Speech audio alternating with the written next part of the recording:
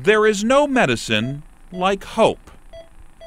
It makes a big difference. And there is a lot of hope these days in the cardiac intensive care unit at St. Louis Children's Hospital. 12-week-old Briley Marriott is recovering nicely from a heart transplant. She's doing real good. In her room, you can find almost a dozen expensive machines monitoring her every breath. You can also find one very inexpensive arts and crafts project hanging over her bed. We got it on Valentine's Day, and Briley got her heart the very next day. Everything's great. That's what we like to hear. Everything's good. When 18-month-old Ruth Yarborough was born, doctors weren't sure if she would make it. Ruth was born with basically half a heart. Just 6 minutes after she was brought into the world, she was brought into surgery to keep her alive. How scared were you? Terrified. Absolutely terrified. Ruth also needed a transplant. But for a baby, the wait for a donor heart can be long.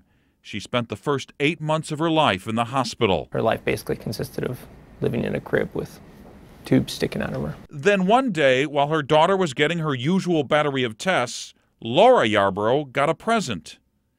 Someone handed her that art project we talked about earlier, a handcrafted Native American dream catcher that has become legendary in these halls. And I called him on the phone, maybe an hour, and I was like, Josh, we don't have a heart, but I have hope. It didn't feel real. It felt like we actually got a heart that day. The dream catcher was made several years ago by 12-year-old heart patient Jamie Chalisi as art therapy. She'd been waiting 2 months for a heart, but 4 days after she made the dream catcher, she got one. So she passed it on to the next child waiting for a heart, hoping it would bring him good luck. It did. And it's been passed on ever since. 5 days after Ruth got the dream catcher, she got her heart.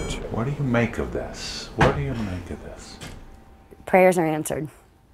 Completely all in God's hands. Each family attaches a small handmade heart below the web of the dream catcher, which we're told is why it catches hearts instead of bad dreams. This is her new heart. Even the doctors here, who usually only deal with science and fact, are beginning to take notice. You know, it's something for us to maybe believe into, and you know, takes us out of the routine of facts and figures. When the family passes on the dream catcher, they also pass on this little notebook with a personal message inside.